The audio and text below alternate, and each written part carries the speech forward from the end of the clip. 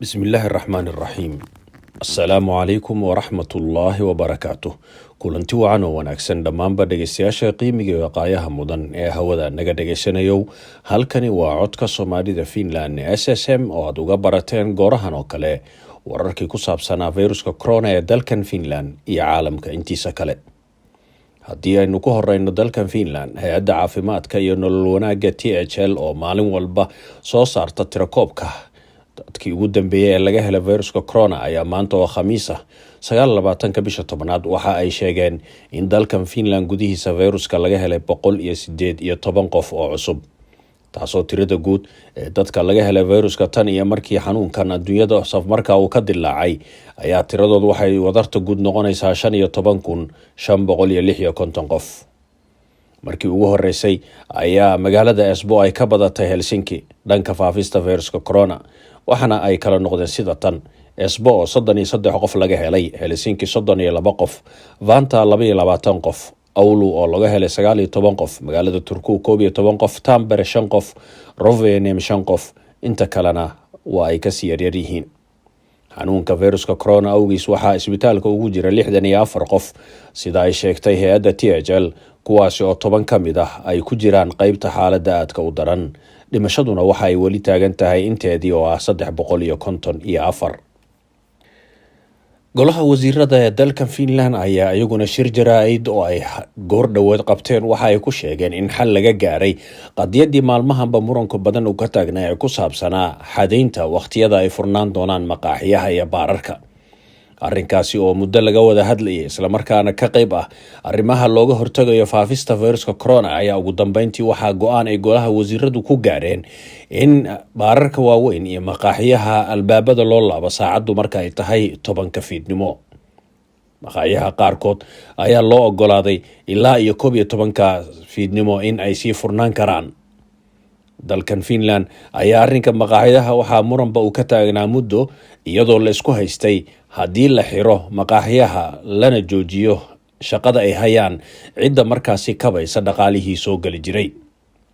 hase yeeshee xaaladda haatan Yurub ka taagan ee ah viruska corona faafistiisa oo aad u sii kordhaysa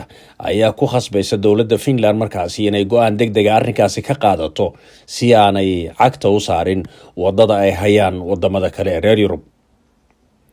hay-adda caafimaadka iyo nolol wanaagga ayaa waxa ay sheegtay in haatan faafista viruska corona heerkiisa karaar qaadashada ay marayaan ilaa iyo 4 waaxood caafimaad ama 4 gobol, kuwaasi oo kala ah Helsinki iyo Uusimaa, gobolka Kanta-Häme, Pirkanmaa iyo Varsinais-Suomi. qaybta ama gobolka Vaasa iyadu waxa ay maraysaa heerka ah faafista. waxaa iyaguna jira 15 waaxood oo ahaa caafimaadka ama gobolada qaarkood oo iyagu markaa heerka faafisto ay marayso meeshii asaasiga ahayd. guud ahaan dalkan Finland marka loo barbar dhigo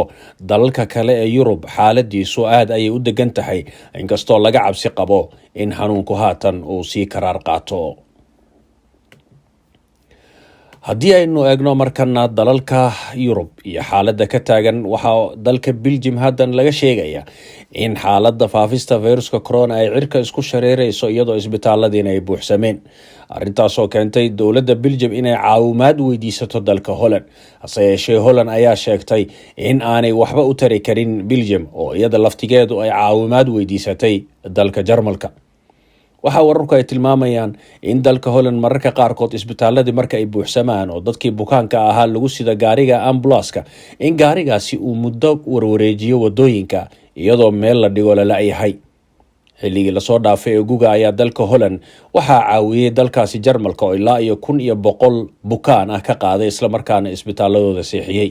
xaaladda faafista viruska corona ee Holland iyo Belgium ayaa haatan meel aad u adag maraysa. sidoo kale dalkaasi Faransiiska wararka ka soo baxaya ayaa waxay tilmaamayaan in uu ka dhaqan galay kala xirid lagu sameeyo wadanka oo dhan, iyadoo la diiday dadku in ay banaanka socdaan habeennimadii. waxaana haatan dowladdu sidoo kale ay soo saartay go'aan wixii 6 sano ka weyn khasab uga dhigaya in ay qaataan afshareerka. tirada dhimashada ayaa maalmahanba aad u sii badanaysa oo dhowr boqol kor u dhaafaysay, iyadoo sidoo kale maalmihii la soo xigay dalkaasi Faransiiska maalin walba laga helayay viruska corona dad tiradooda ay u dhaafayso kor 50,000 oo qof.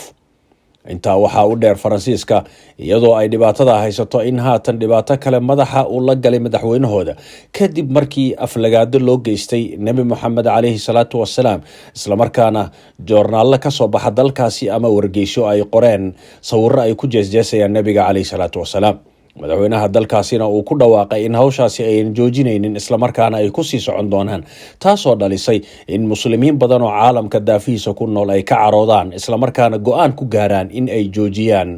badeecooyinka ka yimaada dalkaasi Faransiiska taasoo aad u dhaqan gashay isla markaana haatan aad moodo inay saameyn ku yeelatay dalka Faransiiska afhayeenka dowladda ayaa shalay hadal ku sheegay uu leeyahay wadamada Yurub waxay garab taagan yihiin in Faransiiska dhibaatada soo gaartay ay la qaybsadaan taasi oo dadka siyaasadda u kurgala ay ku tilmaameen in mar horeba Faransiisku uu qirtay in goyntii badeecadiisa ay dhibaato ka soo gaartay dalka Austria ayaa isagana waxaa la sheegayaa in markii ugu horeysay laga helo tiro aad u badan viruska corona waxaana maanta oo khamiis ah wasaaradda caafimaadka ee dalkaasi ay shaaca ka qaaday in tiro gaaraysa 4453 qof oo hor leh laga helay viruska corona waxaa dalkaasi lagu soo rogay xayiraado aad u badan oo ay ka mid yihiin in dukaamadii la xiray maqaaxiyihii iyo baararkii waaweynaa sidaas oo kale albaabada loo laabay waxaa iyadana la xiray golayaashii madadaalada iyo goobaha ay dadku isugu yimaadaan dalka Polandna xaaladiisu haatan bariga dhexe waa ay dhaaftay waxaana ra'iisul wasaaraha dalkaasi Mateusz Morawiecki uu sheegay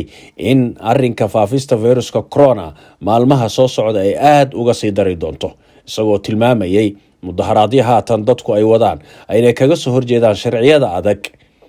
ee lagu soo rogay iska soo tuurista kaasoo dowladda Poland ay aad uga soo horjeedo in ilmaha la soo rido laakiin dadkan mudaharaadayana ay leeyihiin maxaana loogu diidan yahay in aanu hawshaasi wadano sidaa darteed waxaa laga cabsi qabaa mudaharaadyadaasi haatan in ay keenaan in faafista virusku ay sii kororto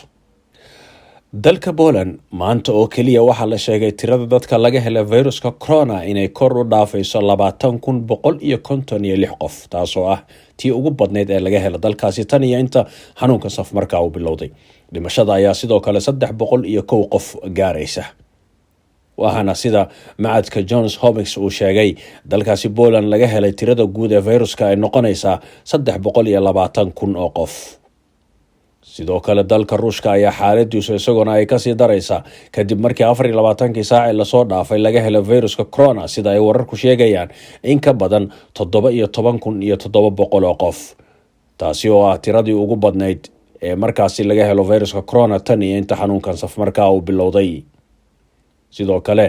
waxaa dalkaasi ku dhintay 24 saac la soo dhaafay Ruushka 366 qof waxaa Ruushka laga hirgeliyay maalintii shalay ahayd xayiraado aad u culculus oo ay ka mid yihiin in la xadiday dhaqdhaqaaqa dadka sidoo kalena in la xiray maqaaxiyaha iyo baararka xaaladda dalalka adduunka iyo sida u kala horeeyaan ayaad moodaa isbedel xoog leh inuu ku socdo waxaana Mareykanka haatan uu sii cagacagaynayaa 9.1 milyan oo qof tirada guud ee laga helay iyadoo tirada cusub ee dhimashada 24 saac la soo dhaafana ay ahayd 1,030 qof dalka Hindiya ayaa isaguna waxa uu haatan marayaa 8.1 milyan tirada guud ee dadka laga helay viruska corona dhimashadana 24 saac la soo dhaafay 509 qof Brazil oo kaalinta saddexaad ku jirta 5.4 milyan ayay maraysaa tirada guud dhimashaduna 487 Ruushka 1.5 milyan ayay sii ordayaan iyadoo tirada dhimashaduna ay tahay 346 Faransiiska ayaa waxa ay marayaan 1.235 milyan iyagoo si xoog la ku socda isla markaana ay dhici karto haatan in ay kaalinta afaraad ka qaadaan Ruushka